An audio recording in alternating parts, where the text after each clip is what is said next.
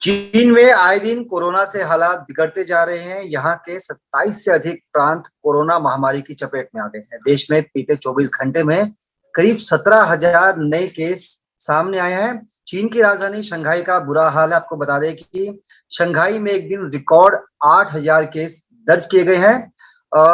जो कोरोना का नया वेरिएंट है वो चीन के कई इलाकों में फैल चुका है। बातचीत करेंगे शंघाई की और चीन के ताजा हालात क्या हैं।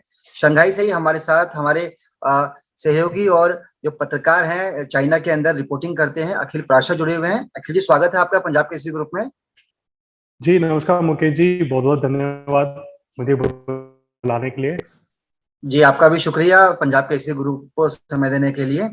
अखिल जी, क्या ताजा हालात हैं, क्योंकि चीन लग रहा है कि उभर नहीं पा रहा। हालांकि यूरोपियन कंट्रीज में तो कोविड के केस सामने आ रहे हैं, लेकिन शंघाई के अंदर जिस तरह से लगातार केस बढ़ रहे हैं, लॉकडाउन भी आपके यहाँ लगाया गया, लेकिन उसके बावजूद थमने का नाम नहीं ले रहे केस। ताजा हालात क्या है सर? हाँ जी बिल्कुल, आप सही कह रहे हैं कि इस समय शंघाई में जो है लॉकडाउन की स्थिति बनी हुई है। शंघाई में लॉकडाउन लगा हुआ है। करीब 2.5 करोड़ जो आबादी है शंघाई की, वो लॉकडाउन में, वो अपने घरों में बंद है। और इस समय जैसा कि आपने बताया कि ओमिक्रॉन का नया वेरिएंट BA.2 जो एक नया वेरिएंट आया है यहाँ पर, वो बड़ा तेजी से फैल रहा है, बहुत ही इन्फेक्शियस है वो। तो इसलिए यहाँ पर ज्यादा संख्या में केसेस देखने, यानी कि मंडे को, यानी कल एक दिन में करीब 16,600 यानी तकरीबन 17,000 मामले आए हैं, पाए गए हैं। जो जी जी, और जो कि उनमें से 9,000 मामले तो केवल शंघाई से आए हैं। तो शंघाई में इस समय बहुत ज्यादा केसेस हैं और यहाँ पर मास टेस्टिंग की जा रही है, यानी कि न्यूक्लिक एसिड टेस्ट किया जा रहा है सरकार की तरफ से। सभी लोगों को अपना न्यूक्लिक एसिड टेस्ट करवाना पड़ रहा है। तो यहाँ यानी कि मास टेस्टिंग हो रही है। लोगों को अपने घरों में रहने के लिए बोला गया है। यहाँ पब्लिक ट्रांसपोर्ट बंद है। यहाँ पर जो ग्रोसरी आइटम्स है वो भी घरों तक पहुंचाया जा रहा है, यानी कि किसी को भी बाहर नहीं निकलकर सुपरमार्केट से नहीं दिया जाएगा। यानी कि वो अगर खरीदारी करने जाए तो वो नहीं कर सकता। उनको अपना एक लिस्ट बनाकर थमानी होती है, जो भी अथॉरिटी है, और वो आपके घर में पहुंचाएंगे सामान। तो ये वाली स्थिति बढ़ते जा रहे हैं।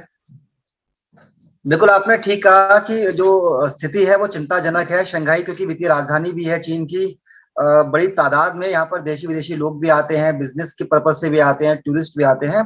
सर, ये भी कहा जा रहा है कि किसी भी अस्पताल में जगह नहीं बची, फिर चाहे वो सरकारी हो, प्राइवेट हो, छोटा मोटा नर्सिंग होम हो। क्या वाकई स्थिति इतनी खराब हो चुकी है कि लोगों को घर पे भी अपना इलाज करना पड़ रहा है, अस्पतालों में कोई जगह नहीं है?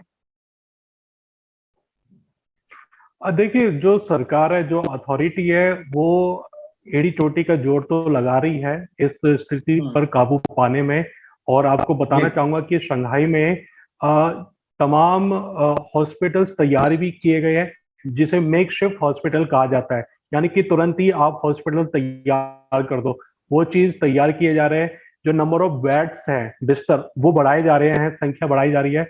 और मैंने अभी यहाँ पर एक Shanghai new international expo centre है, जो बहुत बड़ा एक्सपो सेंटर है। जैसे हमारे यहाँ पर प्रगति मैदान में एक एक्सपो होता है, उसी तरह से शंघाई में जो बहुत बड़ा है, उसको भी मेकशिफ्ट हॉस्पिटल में तब्दील कर दिया गया है। तो यानी कि यहाँ की सरकार काम तो कर रही है, वो हॉस्पिटल जो है वो बढ़ाए जा रहे हैं, उनकी बिस्तरों की संख्या बढ़ाई जा रही है, ताकि, क्योंकि देखिए क्या होता है कि इस समय करीब 1 लाख एसिम्टोमेटिक जो पेशेंट है वो अभी क्वारंटीन में है, वो निगरानी में है, जिसे मेडिकल निगरानी कहा जाता है, वो अभी निगरानी में। तो यानी कि जो संख्या वो बढ़ती जा रही है। तो इसलिए क्वारंटीन सेंटर बनाए जा रहे हैं, हॉस्पिटल्स बनाए जा रहे हैं, लोगों का इलाज करवाया जा रहा है। क्योंकि देखिए बड़ी तेजी से फैल रहा है इन्फेक्शन। तो जो जो नंबर ऑफ केसेस है जो रिपोर्ट हो रही है वो भी काफी तेजी से हो रही है। तो ये बात है कि कमी हो रही है, लेकिन उसकी भरपाई भी की जा रही है। अखिल जी, ये भी मीडिया रिपोर्ट्स कहती है कि चीन के अंदर सेना की भी मदद दी जा रही है। जो पीपुल्स लिबरेशन आर्मी है उसके जवान भी तैनात किए गए हैं। करीब 2,000 से ज्यादा जो चिकित्सा कर्मी है उनको बाहर से रिपोर्ट भी किया गया है, मतलब दूसरे किसी राज्य से। तो क्या बिल्कुल इतनी ज्यादा हालत खराब है कि सेना तक को मैदान में आना पड़ा है, मोर्चा संभालना पड़ा है? देखिए बात ये है, ये बात सही है क्योंकि पीएलए की भी मदद ली गई है। जो सैन्य डॉक्टर हैं, जो जो आर्मी के जो डॉक्टर हैं, उनको भी लगाया गया है। हाँ। और सेना के कुछ जवानों को भी लगाया गया है ताकि जो हेल्थ वर्कर्स के रूप में वो काम कर सके।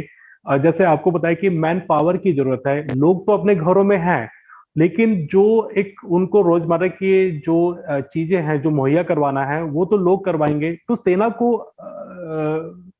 ऐसा नहीं है कि सेना लगाई गई है, मतलब सेना से संबंधित जो डॉक्टर हैं, सैन्य डॉक्टर या जो हेल्थ वर्कर्स हैं, उनको उनकी मदद ली जा रही है।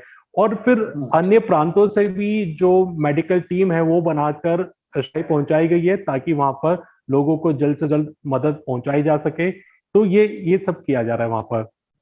देखिए, सेना को लगाने का मतलब साफ है कि ये डॉक्टर्स की कमी है। अब जो डिफेंस के डॉक्टर हैं उनका इस्तेमाल किया जा रहा है। इसके साथ साथ लोगों को घरों में कैद किया गया। अगर सेना सड़क पर रहेगी तो लोग भी डर के मारे बाहर नहीं निकलेंगे। इसलिए कहा जा रहा है कि सेना की भी आप लोगों ने मदद ली है। एक सवाल इसके साथ ये भी है कि क्योंकि नंबर ऑफ केसेस लगातार बढ़ रहे हैं, उसके बावजूद चीनी मीडिया की तरफ से दावा किया जा रहा है कि मरने वालों की संख्या ना के बराबर है। तो क्या भरोसा किया जा सकता है इस बात पर? देखिए जैसे यहाँ के सरकारी जो आंकड़े हैं वो तो यही है कि अभी तक डेथ नहीं हुई है। पिछले साल जनवरी से अगर हम कंपेयर करें तो अभी तक कोई डेथ नहीं हुई है। देखिए बात ये भी आती है कि ये ओमिक्रॉन जो वायरस है, ये मोर इन्फेक्शियस, मतलब ये बहुत तेजी से फैलता तो है लेकिन लीथल नहीं है। ये उसका जो कहर है वो उतना नहीं घातक है जितना डेल्टा वेरिएंट का था। तो ये भी एक वजह हो सकती है। और आप ये भी जानते होंगे कि यहाँ पर चाइना में थ्रू आउट जो पॉपुलेशन है चीनी लोगों की, उनको वैक्सीन लग चुकी है। यानी कि उनमें कम से कम एक इतना जो इम्यूनिटी एंटीबॉडी है वो तो बन चुकी है ताकि अगर कोई उनको इन्फेक्शन होता है तो वो मौत की या आईसीयू में भर्ती होने की मतलब ऐसी नौबत ना आए।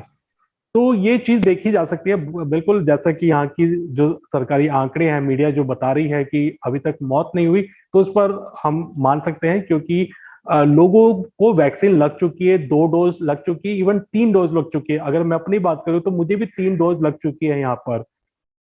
तो जी। लोगों को उससे बचाव तो है ही कि इन्फेक्शन अगर होता है तो उतना भयानक नहीं होगा जो मरने की जो नौबत आ जाए या आईसीयू में भर्ती होने की नौबत आ जाए, सवाल ये है, ऐसी नौबत यहाँ नहीं आ रही है। चीनी आरोप पर दुनिया का कोई मुल्क भरोसा नहीं करता, खासतौर पर चीन मीडिया पर। जिस तरह से चीन सरकारी मीडिया का इस्तेमाल करता है अपनी नीतियों के प्रचार प्रसार के लिए। एक सवाल आपसे है कि ढाई कह रहे हैं, क्या भारतीय भी आप पर है तो कितनी तादाद में होंगे? क्या कुछ का अलग डेटा कार्ड बन रहा है कि भारतीय कितने दूर के लोग आ रहे हैं? और देखिए आज के टाइम में अगर हम बात करें तो पूरे चीन में भारतीयों की संख्या काफी कम हो चुकी है क्योंकि काफी हद तक वो यहाँ से जा चुके थे।